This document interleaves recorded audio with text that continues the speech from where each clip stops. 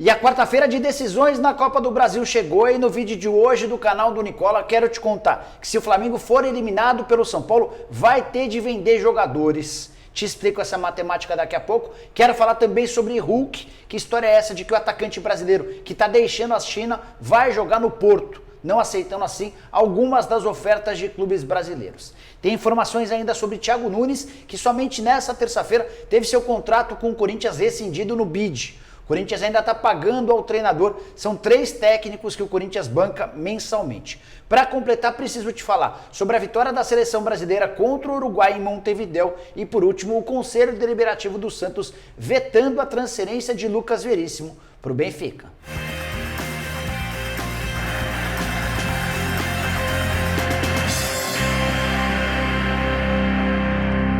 Fala aí pessoal, sou o Jorge Nicola, bem-vindos a mais um vídeo do canal, bem legal ter vocês por aqui. E antes de passar todas as informações que eu prometi, queria pedir para você se inscrever no canal do Nicola, só apertar esse botãozinho vermelho de inscreva-se, acione o sininho para passar a receber notificações toda vez que eu fizer vídeo novo ou live. E vou deixar também na descrição desse vídeo um link, você vai clicar lá e vai ter direito a participar, virar membro do canal do Nicola com direito a uma série de vantagens. No fim do vídeo eu te conto quais vantagens são essas, combinado? Bora começar o vídeo falando a respeito da vitória da seleção brasileira por 2-0 contra o Uruguai em Montevidéu, em jogo válido pela 4ª rodada das eliminatórias para a Copa. Gols brasileiros marcados no primeiro tempo. O Arthur, num chute de fora da área, abriu o placar aos 34 do primeiro tempo e aos 45, praticamente em um dos últimos lances da etapa inicial, o Richarlison acabou fazendo o 2-0. No segundo tempo, o Cavani ainda foi expulso, a seleção brasileira desperdiçou alguns contra-ataques, mas voltou ao Brasil com uma boa atuação, com mais 3 pontos e a manutenção de 100% do aproveitamento. O Brasil é o único nas eliminatórias com 100% de aproveitamento. Só para atualizar também sobre outros resultados dessa rodada, a Venezuela fez 2-1 no Chile em casa, o Equador fez 6-1 na Colômbia, a Colômbia que havia perdido na rodada passada em casa para o Uruguai por 3-0, tomou 6 do Equador, a vitória do Brasil por 2-0 contra o Uruguai, Paraguai 2, Bolívia 2, a Bolívia chegou a estar vencendo o Paraguai por 2-1, jogo no Paraguai, e por último, mas não menos importante, vitória da Argentina contra o Peru por 2-0, jogo disputado em Lima, no Peru. A nova classificação das eliminatórias tem o Brasil em primeiro com 12, a Argentina em segundo com 10, Equador 9, Paraguai 6, Uruguai também 6. Esses são os 5 melhores times, pelo menos depois de 4 rodadas das eliminatórias.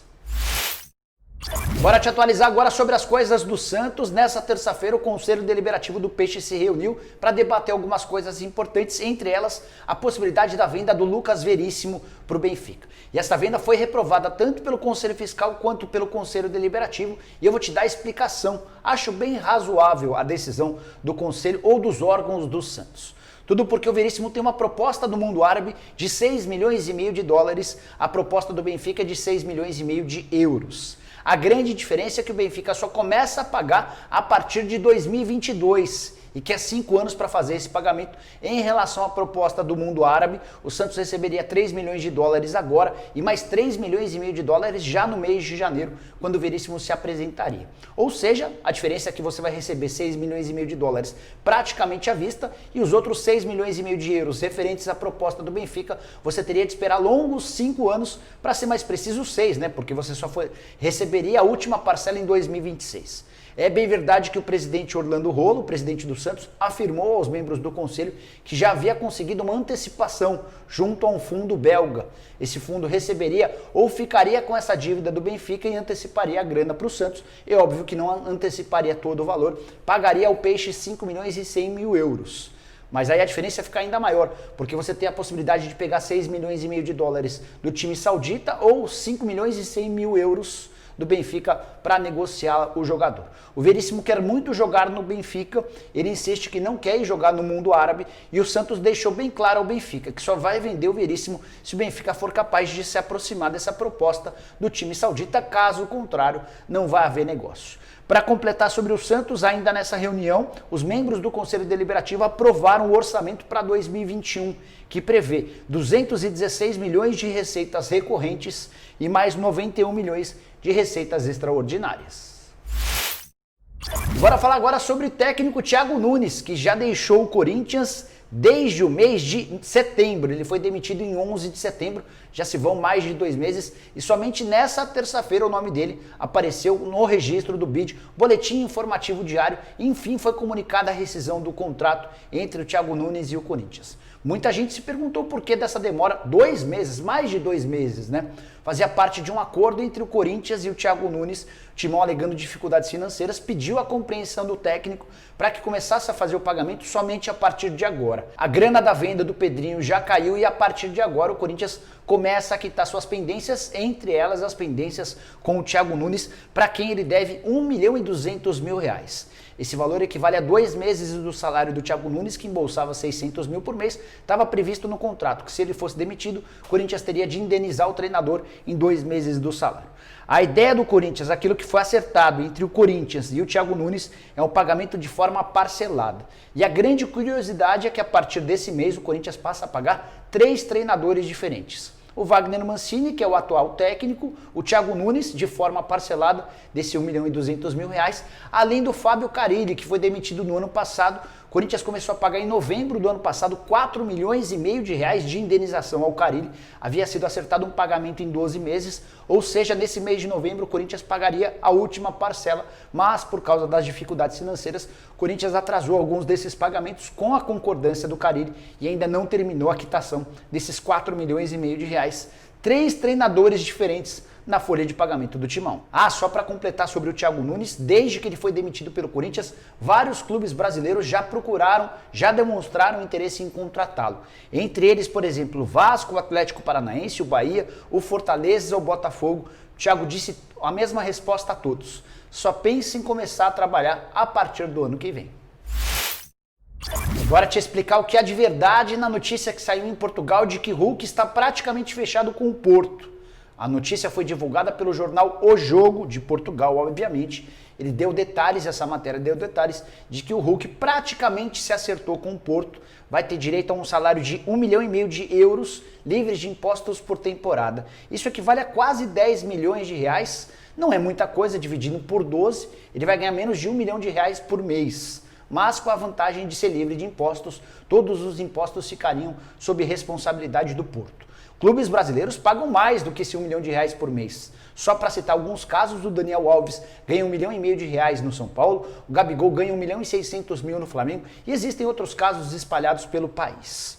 O que há de verdade nessa história do Hulk? Conversei com uma pessoa próxima ao Hulk, conversei com gente que tenta trazer o Hulk para o futebol brasileiro e todos têm a mesma informação de que, de fato, o Porto fez uma proposta, é um dos interessados no atacante que está deixando o Xangai SPG. O contrato dele na China termina em 31 de dezembro e ele já deixou bem claro que não vai renovar esse contrato, mas até esse momento ainda não há um acordo formal, um acordo fechado entre o Hulk e o Porto. O Palmeiras, o Atlético Mineiro, o Vasco da Gama, entre outros clubes brasileiros que já sondaram o centroavante, o atacante, nos últimos dias, ainda podem ter esperança.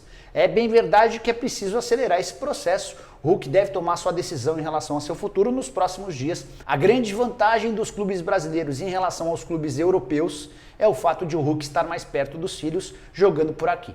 Desde que ele se separou, os 3 filhos do Hulk vieram morar em São Paulo com a ex-esposa do Hulk. Todo mundo sabe que o Hulk acabou se casando ou noivando com a sobrinha da ex-esposa, criou um baita clima, enfim, essa história não tem a ver. O que eu queria te contar é que os 3 filhos do Hulk estão em São Paulo, o que poderia inclusive ajudar o Palmeiras, que é o clube do coração do Hulk, e o Hulk nunca escondeu que na infância torcia pelo Palmeiras, tem o sonho, o desejo de encerrar a carreira jogando no Palmeiras. O Palmeiras está atento ao mercado, tem conversado com bastante frequência com o Hulk. O João Paulo Sampaio, que é o gerente das categorias de base, tem uma relação de muita proximidade com o atacante e o Verdão ainda não desistiu da contratação do atacante. Prometo te manter bem informado sobre as novidades envolvendo o Hulk. Bora fechar o vídeo com novidades sobre o Flamengo, que enfrenta nessa quarta-feira o São Paulo em jogo de vida ou morte para os 2 times. O São Paulo venceu a partida de ida por 2-1 no Maracanã e joga por um empate ou por uma vitória. Se perder por um gol de diferença, a decisão vai para os pênaltis. O Flamengo precisa vencer no Morumbi por 2 ou mais gols de diferença para passar para as semifinais de forma direta. E vou te afirmar que se o Flamengo for eliminado nessa quarta-feira, vai precisar vender jogadores. Como é que eu posso ter essa certeza? porque o Flamengo já passa por enormes dificuldades financeiras, é dono da maior folha salarial do país e perdeu uma série de receitas ao longo da temporada, como todos os clubes brasileiros, por causa da pandemia do coronavírus. Especialmente com a Copa do Brasil, uma eliminação nessa noite representaria uma baita perda de 29 milhões de reais. Como é que eu cheguei a essa conta? No orçamento do Flamengo para 2020 havia a previsão de chegar pelo menos à final da Copa do Brasil e dessa maneira garantir o prêmio de vice-campeão de 22 milhões de reais. É óbvio que o Flamengo sonha em ser campeão da Copa do Brasil, mas nessa previsão orçamentária contentava-se com o vice-campeonato. Se o Flamengo cai nessa quarta-feira, ele não chega nem à semifinal. O prêmio para os semifinalistas é de 7 milhões de reais, prêmio pago pela CBF. E o prêmio para o vice-campeão é de 22 milhões de reais. Você soma 22 milhões do vice-campeonato mais 7 da semifinal e a gente chega aos 29 milhões de reais que eu disse agora há pouco. Como o Flamengo tem uma série de pendências, uma série de coisas que precisam ser pagas no começo do próximo ano referentes a contratações feitas recentemente, o Flamengo precisa urgentemente fazer dinheiro na Copa do Brasil. Só para citar alguns casos, o Michael, o Gabigol e o Léo Pereira, todos têm prestações a serem pagas no mês de janeiro. Para completar, o Flamengo, para ficar com o Pedro, também precisa fazer o depósito de 2 milhões e 300 mil euros, a primeira das 6 parcelas referentes à compra junto à Fiorentina do Pedro. Se não fizer o pagamento em janeiro, a Fiorentina já deixou bem claro que não há negociação, vai preferir repatriar o jogador ou vender o Pedro para outro clube. Recentemente, nos últimos meses, o Flamengo recusou várias propostas por atletas que vieram do exterior. Só para lembrar alguns dos nomes de jogadores que foram pretendidos. O Bruno Henrique e o Gerson pelo Benfica, o Arrascaeta e o Everton Ribeiro tiveram ofertas do mundo saudita, o Vitinho e o Lincoln também tiveram algumas sondagens / propostas e o Flamengo disse não a todas.